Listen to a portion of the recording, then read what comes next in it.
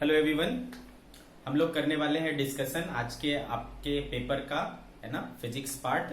चलो स्टार्ट करते हैं। आप लोगों ने जो भी डाउट्स भेजे हैं उसको एक एक करके हम लोग डील करेंगे। ठीक है बच्चों, चलो सबसे पहले जो मुझे मिला है वो मिला है भाई क्वेश्चन नंबर 11। ठीक है, see question number 11। Question number 11 क्या बोल रहा है बच्चे? A metallic rod of length R. तो एक हमने लिया रॉड, ओके। इस रॉड को एक एंड के अबाउट क्या किया जा रहा है बच्चे? रोटेट किया जा रहा है। ठीक है, कितने स्पीड से रोटेट किया जा रहा है? With angular velocity omega. ठीक है, इसका लंबाई कितना है? रेडियस के बराबर है, आर के बराबर है। ठीक है, एंड बोला जा रहा है कि there is a magnetic field B, और यहाँ पर इसके परपेंडिकुलर एक फील्ड है। ठीक है, आ रही बात समझ में? आपको पूछा जा रहा है कि इसका ईएमएफ जो जनरेट होगा वो कितना होगा, what will be the EMF. तो ये तो सीधा फॉर्मूला है बच्चे, हमने पढ़ा था कि अगर एक मेटल रॉड को किसी मैग्नेटिक फील्ड में रोटेट किया जाए, मैग्नेटिक फील्ड के परपेंडिकुलर, तो उस पे क्या होगा भाई? ईएमएफ इंड्यूस हो जाएगा। और उसका फॉर्मूला हुआ करता था ईएमएफ बराबर half B L square omega, ये फॉर्मूला हुआ करता था। तो हाफ बी, यहाँ पर लेंथ उसके रेडियस के बराबर है, तो बी आर स्क्वायर ओमेगा हो जाएगा बच्चे।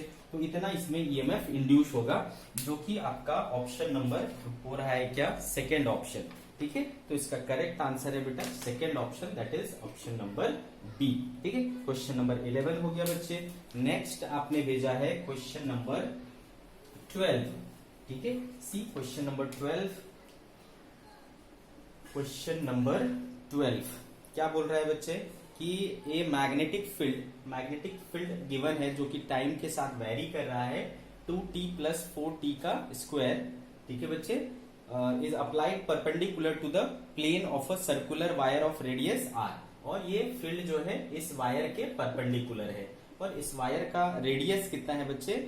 आर है, और इसका रेजिस्टेंस कैपिटल आर है। If all the units are in SI, the electric charge that flows through the circular wire during t = 0 to t = 2 second. हमको क्या निकालना है बेटा? चार्ज निकालना है, dq निकालना है। ठीक है, और टाइम का इंटरवल क्या लेना है? dt, 0 से 2 यानी 2 सेकेंड का टाइम इंटरवल अपने को लेना है। ठीक है बच्चे, 2 सेकेंड का टाइम इंटरवल अपने को लेना है। तो चलो सॉल्व करते हैं। अब अपने को पता है कि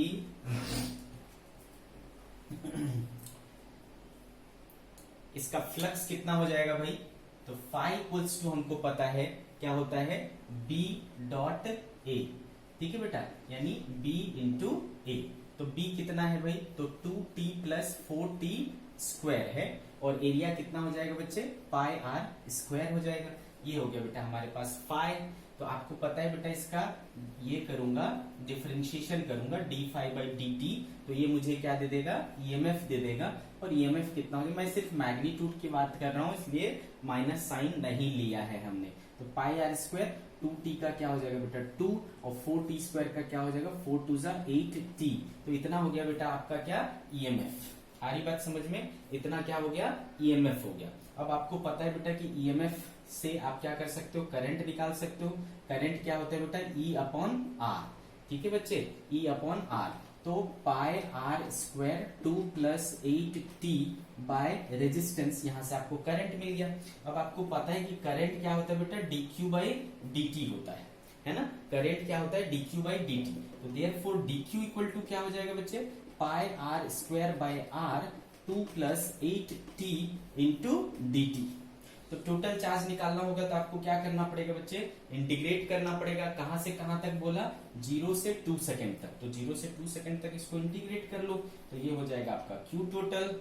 ये हो जाएगा pi R square by capital R constant है। ठीक है, और 2 dt का क्या हो जाएगा बेटा? 2 dt का integration 2 dt plus integration 8t dt, है ना? ऐसा हो जाएगा। कहां से कहां तक? 0 से 2, 0 से 2। ठीक है, बस इसको सिंप्लीफाई कर लेना है। Therefore Q = pi R square by capital R. इसका क्या हो जाएगा बेटा? 2t हो जाएगा। 2t इंटीग्रेशन 0 से 2 प्लस 8t² बाई 2, 0 से 2। तो ये क्या हो गया बच्चे, पाई r² by r into 2 into 2 minus 0 क्या हो जाएगा, 2 हो जाएगा, प्लस 8 2 4 हो गया बेटा 4 और t², तो 2 2 क्या हो जाएगा 4 हो जाएगा। तो 4 चौके 16, 4 20, तो 20 पाई r² बाई, ठीक है, क्या आ रहा है बच्चे,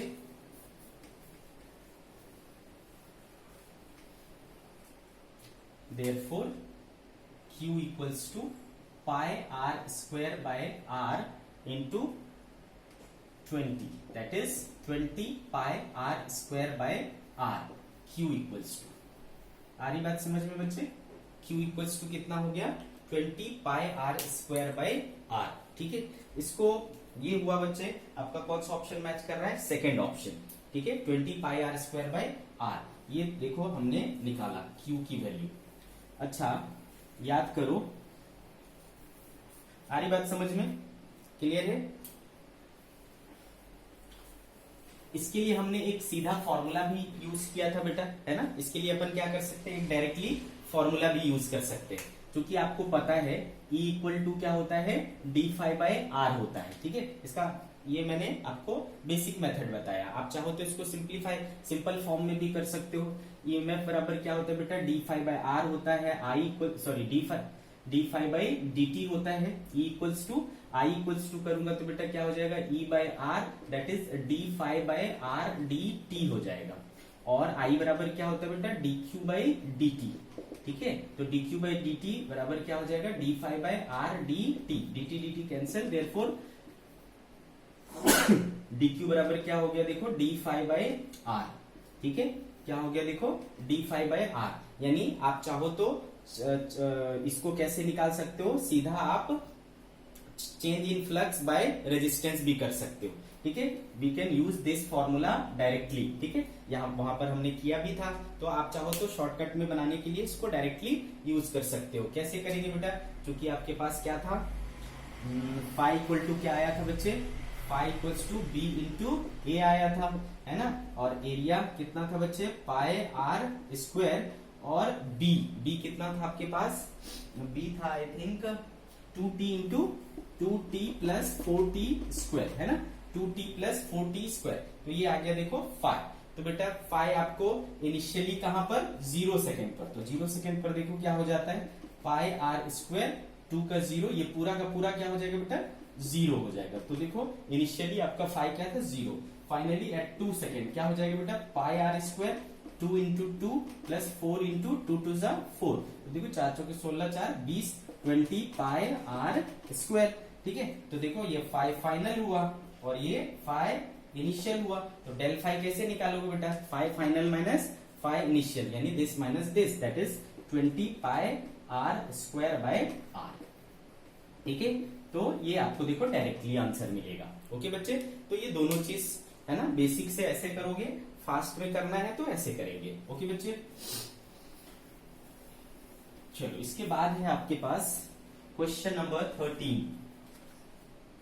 क्वेश्चन नंबर 13 नंबर क्वेश्चन में क्या किया है, एक ग्राफ बनाया हुआ है, किसके बीच में, करंट और टाइम के बीच में, ठीक है बच्चे, करंट और टाइम के बीच में ग्राफ बनाया हुआ है। तो चलो ग्राफ बना लेते हैं हम लोग। क्वेश्चन नंबर 13,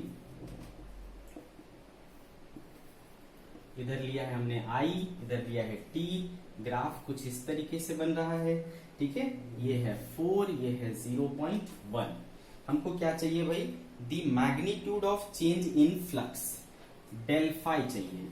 क्या चाहिए बच्चे, डेल फाई चाहिए, ओके, इन वेबर यानी SI यूनिट में। तो बच्चे देखो I और T के बीच में हमने ग्राफ बनाया है, तो हमको पता है कि I बराबर क्या होता है बेटा, dq/dt, तो देयरफॉर dq बराबर क्या हो जाएगा, I dt, therefore total charge q बराबर क्या हो जाएगा बेटा, इंटीग्रेशन I dt। इसका क्या मतलब होता है बेटा, इंटीग्रेशन I dt। तो यहाँ देखो जो हमारे पास ग्राफ है वो किसके किसके बीच का है, I और T। यहाँ पर I और T क्या हुआ है, मल्टीप्लाइड, जब मल्टीप्लाइड होता है तो वो क्या बताता है बेटा, एरिया। तो अगर मैं इसके अंडर का एरिया कैलकुलेट कर लूंगा तो वो मुझे क्या दे देगा बेटा, क्यू दे देगा, है ना। उसके अंदर का हम एरिया निकाल लेंगे तो ये मुझे क्या दे देगा, डी क्यू दे देगा, यानी डेल क्यू दे देगा। आ रही बात समझ में, आ रही बात समझ में। तो बेटा डेल क्यू या डी क्यू जो है वो कितना हो जाएगा, हाफ इंटू बेस, बेस कितना है 0.1 इंटू हाइट कितना है 4, तो 2 2 जा 4, तो ये हो गया बेटा 0.2, ठीक है, ये क्या हो गया 0.2। अब हमने पढ़ा है, याद करो अभी अभी पढ़ा था डी क्यू इक्वल्स टू क्या होता था, d phi by R, just अभी पढ़ा हमने d Q equals to d phi by R, therefore d phi equal to क्या हो जाएगा बेटा, आर इंटू डी क्यू।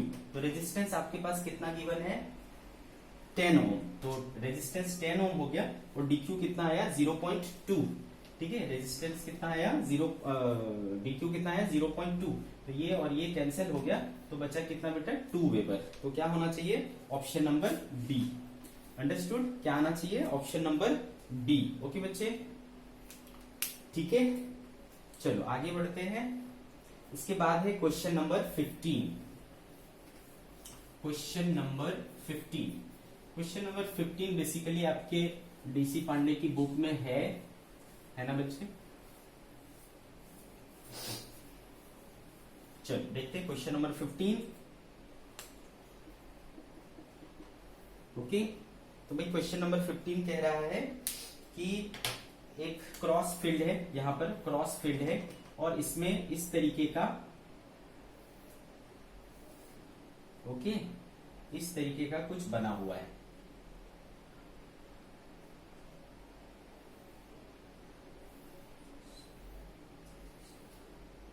ठीक है बच्चे, इस तरीके का बना हुआ है।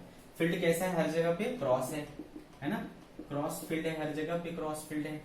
और नाम रखा है इसका, ये वाले कॉर्नर को ए बोला, ये वाले कॉर्नर को बी बोला, और इस वाले कॉर्नर को सी और इस वाले कॉर्नर को डी बोला, ठीक है बच्चे। और बोल रहा है कि ये जो फील्ड है ना, फील्ड वो क्या हो रहा है, perpendicular to magnitude of field increases, ठीक है। तो बी जो है वो क्या हो रहा है, इंक्रीज हो रहा है, मैग्नेटिक फील्ड क्या हो रहा है, इंक्रीज हो रहा है। तो आप बच्चे देखो तो ये क्या बना रहा है, एक लूप बना रहा है, ठीक है, इस तरीके से एक लूप बन जा रहा है। यहां से स्टार्ट करूंगा मैं तो ये ऐसा गया, ऐसा गया, ऐसा गया, ऐसा गया, इस तरीके से देखो एक बंद लूप बन गया, ठीक है बच्चे। तो इस लूप में अगर आप देखोगे ये वाला जो बंद, ये वाला जो लूप है, ये चौड़ी सी जो लूप बन रही है, उस लूप में अगर आप देखोगे तो क्या हो रहा है, फील्ड इंक्रीज कर रहा है बेटा। तो फील्ड इंक्रीज करने की वजह से फ्लक्स बनेगा और उस फ्लक्स की वजह से, वो फ्लक्स किस नेचर का होगा, इंक्रीजिंग नेचर का होगा। तो इसमें जो करंट इंड्यूस होगा उसका नेचर कुछ ऐसा होना चाहिए जो इसको डिड्यूस करे, है ना, अकॉर्डिंग टू लेंस लॉ। तो बेटा ये इसकी वजह से, है ना, इसमें जो करंट फ्लो होगा उसका डायरेक्शन कुछ ऐसा होना चाहिए कि इसके फ्लक्स को घटाए। तो घटा कैसे सकता है बेटा, इसका फील्ड किधर है, अंदर की तरफ, उसके अपोजिट में जब फील्ड जनरेट होगा तो इसके अपोजिट में फील्ड कैसे जनरेट होगा, जब हम करंट को कैसे बहाए बच्चे, करंट को कैसे बहाए, देखो एंटी क्लॉकवाइज, ठीक है, यहां से यहां से यहां से, फिर इस तरीके से ऐसा बहेगा तो देखो फील्ड कैसे आएगा, बाहर की तरफ आएगा, तो वो इसको क्या कर देगा, घटा देगा। तो फील्ड करंट इसमें कैसे बहना चाहिए, यहां से इस तरीके से, ऐसा ऐसा ऐसा ऐसा और इस तरीके से, तो ये हो जाएगा बेटा एंटी क्लॉकवाइज करंट इस लूप में बहेगा। तो देखो यहां पर इधर कैसे बह रहा है, ए से बी, और इधर क्या बह रहा है, डी टू सी, ठीक है। तो बेटा आपका कौन सा मिल रहा है बेटा, I1 बोल रहा है किसमें, ए बी में, ये वाला करंट बोला जा रहा है I1 है, और CD में क्या बोला जा रहा है, ये वाला, दैट इज I2। तो देखो I1 का डायरेक्शन किधर है, A से B की तरफ, और इसका डायरेक्शन किधर है, D से C की तरफ। तो कौन सा हो जाएगा बच्चे, I1 is in the direction of AB and I2 is in the direction of D to C। Okay, तो 15 का हो गया बेटा option number D। So the answer is D। Question number 15 हो गया बच्चे।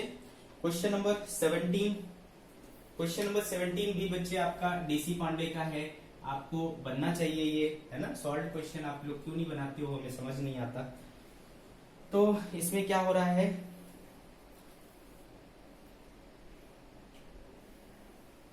इस तरीके का डायग्राम बना हुआ है,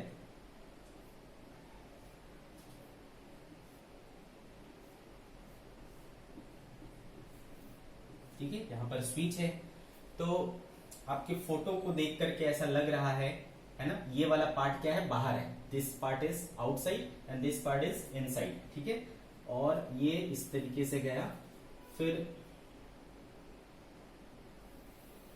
ठीक है, इस तरीके से एक और लूप है, और इधर ऑब्जर्वर है, ठीक है, ऑब्जर्वर इधर है। ओके बच्चे, तो ये वाला जो पार्ट हुआ वो क्या हुआ, फ्रंट का हुआ, और ये वाला जो पार्ट हुआ वो बैक का हुआ।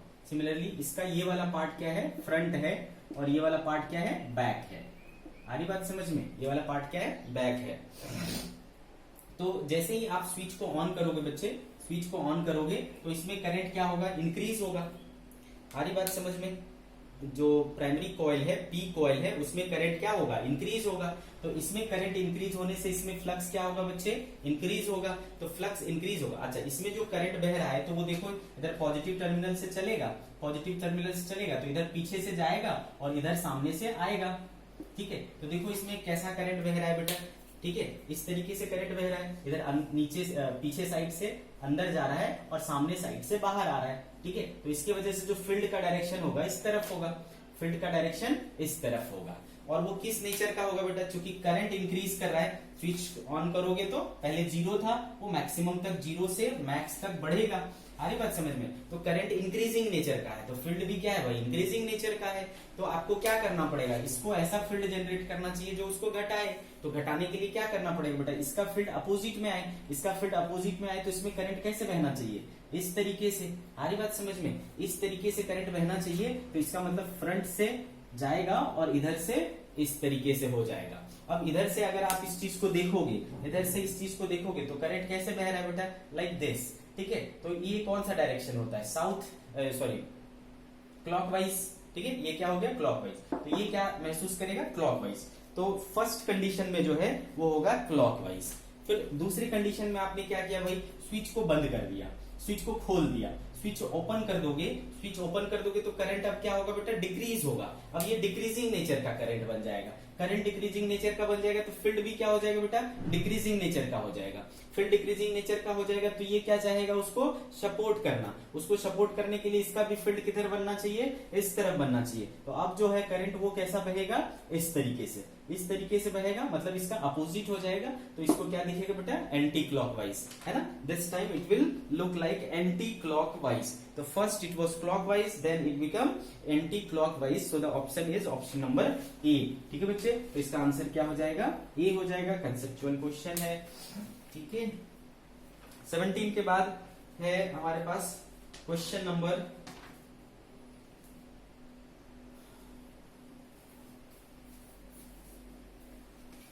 18।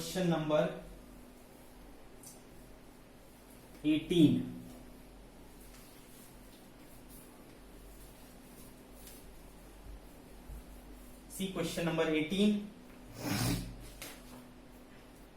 18 में क्या बोला जा रहा है कि ये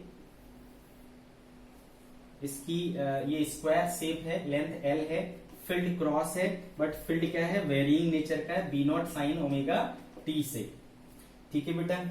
एरिया कितना हो जाएगा, एल स्क्वायर हो जाएगा। रेजिस्टेंस कितना हो जाएगा भाई, तो आपको दिया हुआ है कि रेजिस्टेंस पर यूनिट लेंथ रो है, पर यूनिट लेंथ रो है, तो टोटल लेंथ इसका कितना है बेटा, 4L। तो टोटल रेजिस्टेंस क्या हो जाएगा, रो इंटू 4L। तो ये चीजें हो गई आपके पास। आपको क्या निकालना है बच्चे, आपको क्या निकालना है, कहा गया, एम्पलीट्यूड ऑफ इंड्यूस्ड करंट, है ना, आई नॉट निकालना है, आई नॉट निकालना है। तो बच्चे देखो, क्योंकि हमें पता है कि फ्लक्स क्या होता है, B इंटू ए, यहाँ पर बी ए हो जाएगा।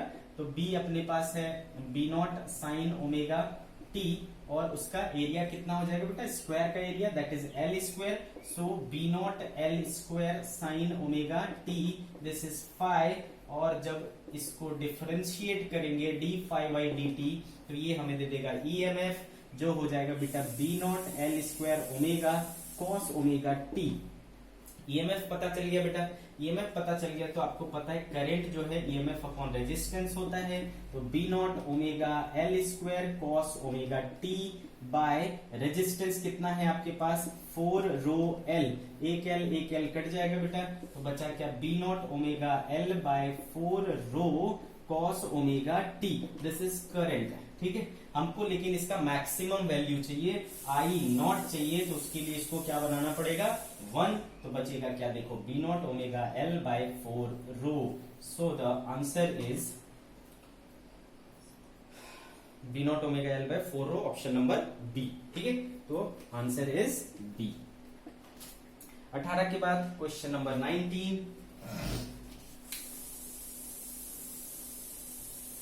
क्वेश्चन नंबर 19,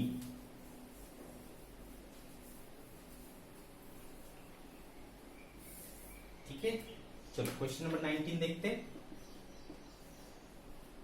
क्या बोल रहे हैं बेटा। Question number 19, a wire loop enclosing a semi circle of radius A is located on the boundary of a uniform magnetic field. ठीक है, इसका मतलब है बच्चे कि ये हमारा एक्सिस है, दिस इज एक्सिस वर्टिकल है, और इसके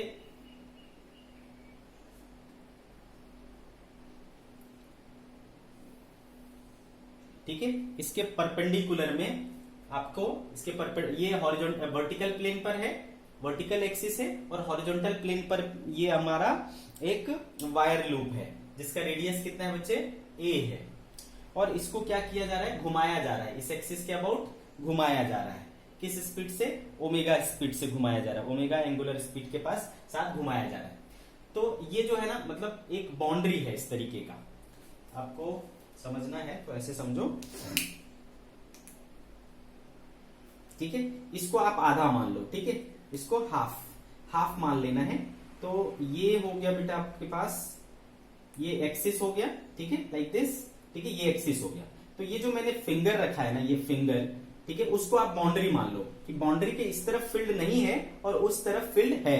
आ रही बात समझ में? और इसको इस तरीके से घुमाया जा रहा है, ओके, लाइक दिस। तो बच्चे इस तरफ बाउंड्री है, इस तरफ बाउंड्री के इस तरफ फील्ड है, और वो कैसा है क्रॉस फील्ड है, मतलब अलोंग दी एक्सिस है, और ये उसके परपेंडिकुलर घूम रहा है। आ रही बात समझ में? हमें क्या करना है, क्या निकालना है हमें बच्चे, we have to find the induced EMF. क्या फाइंड आउट करना है? इंड्यूस्ड ईएमएफ फाइंड आउट करना है। तो सबसे पहले क्या करना पड़ेगा, ध्यान से देखो, जब ये घूमेगा बेटा, क्योंकि इसके पहले फील्ड नहीं था, जैसे ही घुसेगा तो इसका कुछ पार्ट क्या होगा फील्ड के अंदर आ जाएगा, ठीक है, कुछ पार्ट इसके फील्ड के अंदर आ जाएगा। जैसे ही थोड़ा सा रोटेट होगा तो ये जो है हमारा इस तरीके का हो जाएगा, ठीक है, ये इस तरीके का हो जाएगा। तो माना बच्चे कि ये बहुत छोटा सा एंगल है डी थीटा, और इसका रेडियस क्या है ए है, ठीक है बच्चे, इसका रेडियस क्या है ए है। अगर ये बहुत छोटा एंगल हुआ ना, अगर ये बहुत छोटा एंगल हुआ तो इसको हम क्या कर सकते हैं बेटा, बहुत छोटा मान सकते हैं। और याद है, पता है आपको, ये वाली लंबाई कितनी होती है ए डी थीटा, ये वाली लंबाई क्या हो जाती है ए डी थीटा। तो बेटा आप क्या देख रहे हो कि इतना एरिया जो है उस फील्ड के अंदर आ गया, इतना एरिया क्या हो गया उस फील्ड के अंदर आ गया, और चूंकि वो उस फील्ड के अंदर आ गया तो वहां पर क्या बनेगा बेटा, फ्लक्स बनेगा। क्या होगा वहां पर? फ्लक्स बनेगा। तो फ्लक्स क्या होता है भाई, B डॉट ए, यानी B इंटू ए। तो चलो, तो भाई फ्लक्स एक छोटा सा बन जाएगा d phi equals to B into छोटा सा एरिया डी ए। तो B और डी ए कितना है, एरिया कैसे निकालो? अगर आप इसको गौर से देखो तो ये छोटा सा एक ट्रायंगल दिख रहा है ना, ट्रायंगल मान सकते हैं हम। तो ट्रायंगल का एरिया क्या होता है बेटा, हाफ इंटू बेस, बेस कितना है बेटा ए, और हाइट किसको लेंगे, इसको लेंगे ए डी थीटा को, तो ए डी थीटा, ठीक है बेटा। तो क्या हो गया B A square D theta by 2, this is D phi, चूंकि ई बराबर क्या होता है आपके पास D phi by D T होता है, इसको डिफ्रेंशिएट कर दोगे, ठीक है, तो B A square by 2 D theta by D T हो जाएगा। और आपको पता है बच्चे D theta by D T क्या होता है, ओमेगा होता है, तो B A square omega by 2, this is the EMF induced, ठीक है। So the answer is B A omega square by 2, first option, ठीक है, first option A is the answer. Okay बच्चे, इसके बाद देखो 18 के बाद 18 19 हो गया, उसके बाद क्वेश्चन नंबर 20, क्वेश्चन नंबर 20।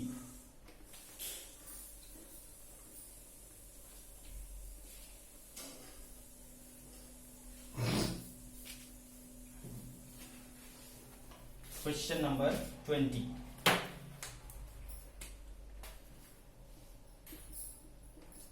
ठीक है, क्वेश्चन नंबर 20 क्या कह रहा है कि अगर मान लो ये दीवार है, मतलब ये वॉल को, है ना, वॉल वर्टिकल प्लेन है बच्चे, और इसमें हम इस तरीके का हॉरिजॉन्टल, ये हॉरिजॉन्टल लाइन भी, तो हॉरिजॉन्टली हमने क्या किया है, फील्ड बनाया है। ठीक है, इस वॉल के परपेंडिकुलर हमारा फील्ड है, एक यूनिफॉर्म फील्ड है। आ रही बात समझ में? ठीक है, और इस फील्ड में हम क्या कर रहे हैं, एक सर्कुलर लूप, ठीक है, इस तरीके के सर्कुलर लूप को यूं गिरा रहे हैं, ऐसा गिर रहा है। आ रही बात समझ में? इस तरीके से एक सर्कुलर लूप गिर रहा है, लाइक दिस। ठीक है, किस स्पीड से बेटा? v स्पीड से गिर रहा है। इसका नाम क्या है? M N Q. ठीक है, एम एन क्यू ऐसा नाम है इसका। तो ऑब्वियस सी बात है बेटा, है ना, कि फील्ड जो है वो इस तरीके से है और ये गिर कैसे रहा है, ऐसा। तो इस फील्ड को क्या कर रहा है, वो परपेंडिकुलरली काट रहा है, और ऐसे सिचुएशन में क्या होता है, ईएमएफ डेवलप होता है, और वो ईएमएफ कितना होता है बेटा? BLV होता है। याद करो, हमने सीखा था कि जो ये लेंथ लेंगे ना, वो कौन सा लेंथ लेंगे बेटा?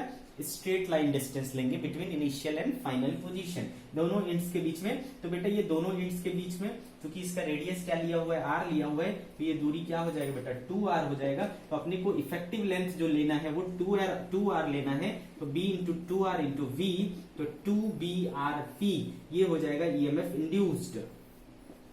ठीक है बेटा, तो ईएमएफ इसमें कितना इंड्यूस हुआ? 2BRV।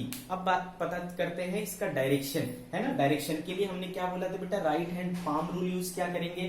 थंब को किधर रखेंगे? मोशन के डायरेक्शन में, और पाम को किधर रखेंगे बच्चा?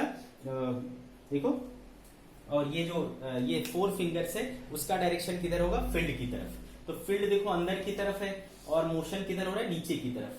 ठीक है बेटा, फील्ड अंदर की तरफ है और मोशन अंदर की तरफ नीचे हो रहा है, तो ये ऐसा हम इसको प्लेस कर देंगे। तो बेटा मेरा पाम देखो किसको देख रहा है? मेरा पाम क्यू को देख रहा है कि एम को देख रहा है? क्यू को देख रहा है, तो क्यू क्या हो जाएगा बेटा? हायर पोटेंशियल, यानी ये पॉजिटिव हो जाएगा, और ये लोअर पोटेंशियल यानी नेगेटिव हो जाएगा।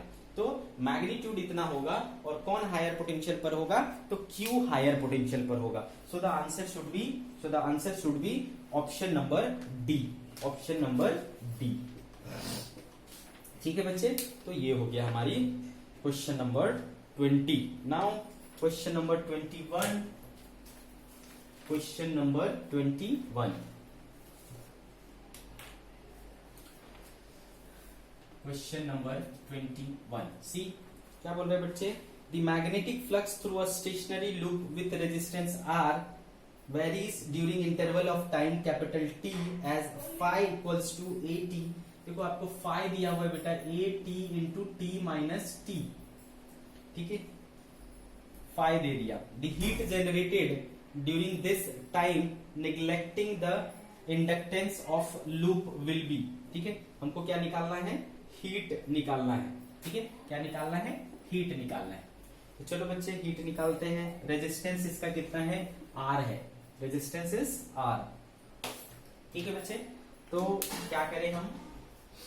तो चूंकि फाई दिया हुआ है, हमको पता है बेटा E बराबर क्या होता है? डी फाई बाई dt होता है। तो चलो हम कर लेते हैं भाई, E इक्वल्स टू, इसको डिफरेंशिएट करो, तो A इंटू, अच्छा इसको पहले वो कर लेते हैं ना, फाई इक्वल टू क्या हो जाएगा बेटा? A into t minus t square, ऐसा लिखा जाएगा। Therefore E बराबर d phi by D t equal to हो जाएगा A into t minus 2t, ऐसा हो जाएगा बच्चे। A टी माइनस 2t, ऐसा हो गया हमारा क्या? EMF। अब अपने को पता है बेटा कि पावर जो होता है, ठीक है, पावर जो होता है वो क्या होता है? E स्क्वायर बाय R होता है। पढ़ा है हमने, power E square by R या V स्क्वायर बाय R जैसा बोलो। तो ये क्या हो जा रहा है? देखो A square T minus 2T का होल स्क्वायर। ठीक है, A into t minus A square t minus 2t का होल स्क्वायर अपॉन आर, इतना क्या हो जाएगा, पावर हो जाएगा। ठीक है भाई, इसको थोड़ा एक्सपांड कर लेते हैं। एक्सपांड कर लेंगे तो p इक्वल टू हो जाएगा A square T square minus plus 4t square minus 2 to सा 4t, ऐसा हो जाएगा अपॉन आर। सही करा मैंने, T square plus 4t square minus 4t, ये हो गया पावर। पावर होता क्या है बेटा, बेसिकली पावर क्या होता है, तो भाई पावर होता है एनर्जी पर यूनिट टाइम। ठीक है, पावर क्या होता है, एनर्जी पर यूनिट टाइम। तो इसको हम लिख सकते हैं बेटा, एनर्जी हीट वाला ले लेते हैं, तो dH by D t equals to A square by R t square plus 4t square minus 4t into t, ऐसा हो जाएगा। ठीक है, तो therefore dH equal to A square by R t square plus 4t square minus 4t into dt हो जाएगा। आपको क्या निकालना है, आपको निकालना है, कहां गया,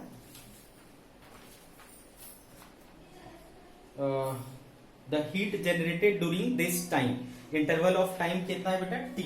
तो इसको अपन 0 से लेकर के t तक इंटीग्रेट कर लेंगे, तो 0 से t तक इसको चलो इंटीग्रेट कर लेते हैं। देयरफॉर टोटल हीट जो जनरेट होगा ए स्क्वायर बाय आर, ठीक है, इंटीग्रेशन किसका करें, इसका करेंगे T square plus 4t square minus 4t है ना, dt 0 से t, तो ए स्क्वायर बाय आर, ठीक है, ये टी स्क्वायर का हो जाएगा T square into T plus 4t square का क्या हो जाएगा बेटा, 4t क्यूब बाई 3, तो 4/3 t क्यूब हो जाएगा माइनस 4t इंटू टी, तो 4t इंटू टी का क्या हो जाएगा बेटा, टी स्क्वायर बाई 2, तो लिमिट के साथ t स्क्वायर बाई 2, ऐसा हो गया।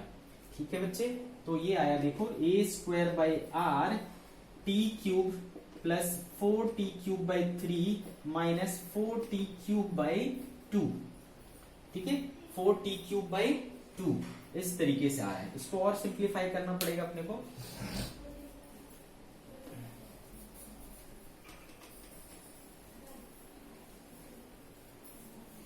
ठीक है, थोड़ा और सिंप्लीफाई करते हैं इसको, तो ए स्क्वायर बाई आर, तो बच्चा हो गया 3 to 6, 6t cube plus 4 to 8t cube minus 2 4 या 12t क्यूब, तो बेटा 8 6 14 में से 12 गया, बच्चा क्या 2t क्यूब, तो 2t cube A square by 6r, ठीक है, तो 2 से 3 गया, t cube A square by 3r, ठीक है, this is the heat generated.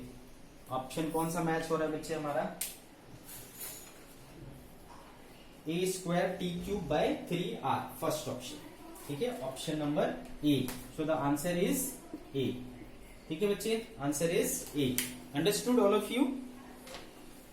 Okay, now what, question number 22। Okay, let's see question number 22, क्या कह रहा है भाई 22, मिटा डालो इसको,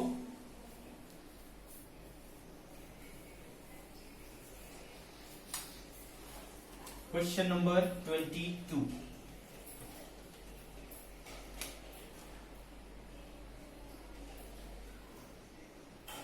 a plane spiral with a large number of turns and wound tightly to one another is located in a uniform magnetic field perpendicular to the plane of the spiral। ठीक है, यहां पर क्रॉस फील्ड है और इस तरीके से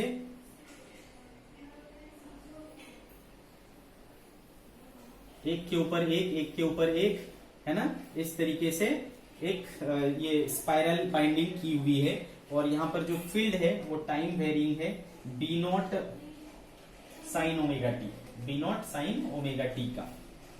ठीक है बेटा, और सबसे जो आउटर वाला है बोलता है ना, the outside radius of spiral turns is equal to A. Understood? ये सबसे बाहर वाले का जो रेडियस है वो कितना है, ए है। सबसे बाहर वाले का रेडियस ए है।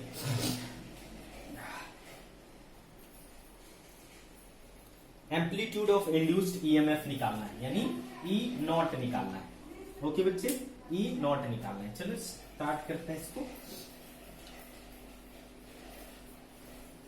तो बच्चा जैसा कि आपको दिख रहा है, ये जितने नंबर ऑफ टर्न्स होंगे वो पूरे कितनी लंबाई पर बटे हैं बेटा, इतनी लंबाई पर, यानी ए लंबाई पर बटे हुए हैं। अपन क्या करें, अपन करें क्या कि आर डिस्टेंस पर जाएं और थिकनेस कितना ले लें, डी आर ले लें। ठीक है, डी आर थिकनेस का ये ले लें।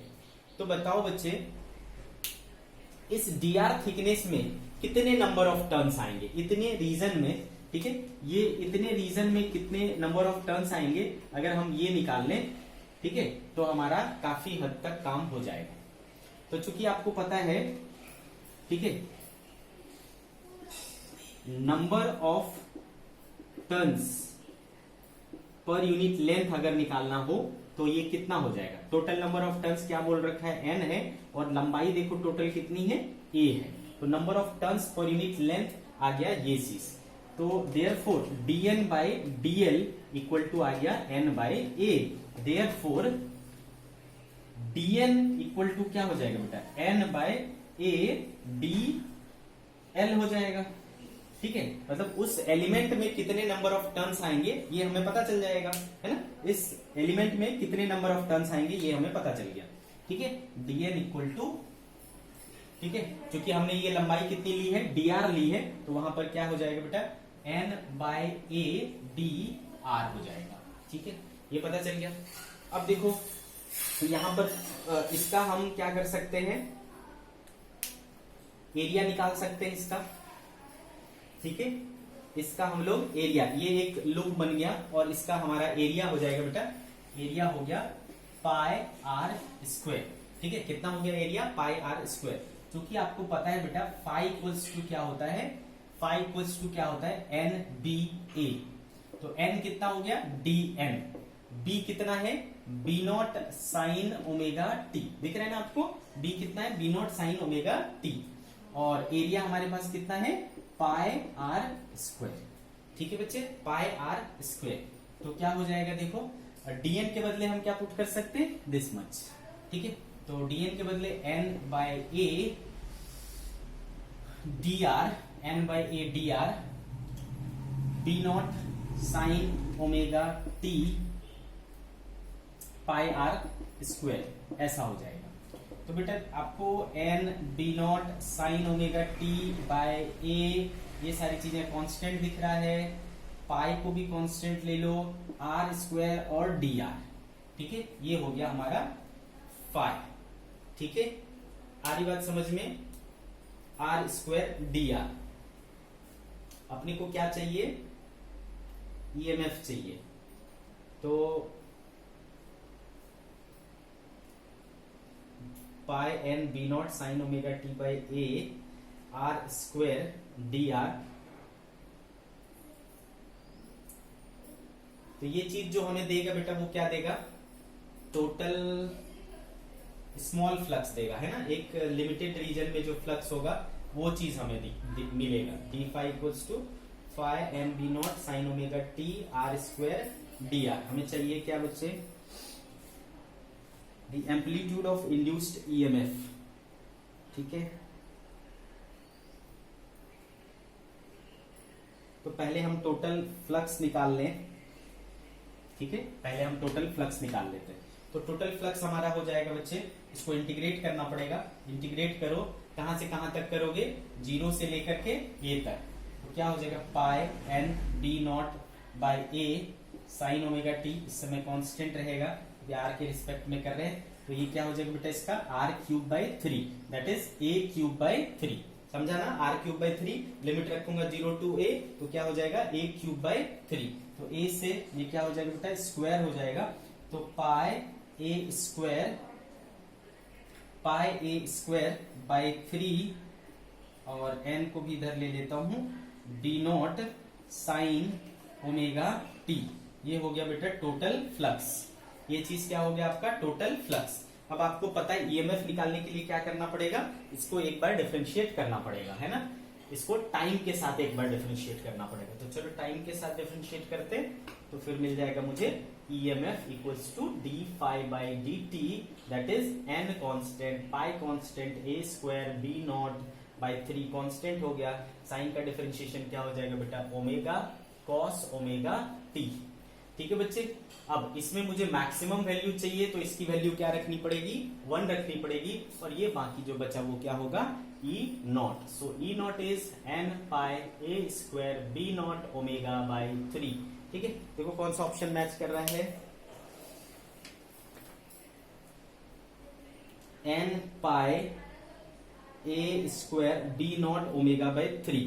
सो the option is option number C. Correct answer is option number C. Okay बच्चे, ठीक है, क्वेश्चन नंबर 22 डन हो गया। नेक्स्ट है क्वेश्चन नंबर 23, तो move on to question number 23।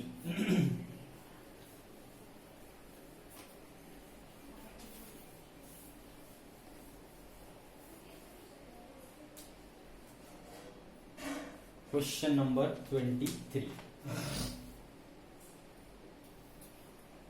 क्या बोल रहे हैं बच्चे, a coil of inductance 8.4 milli henry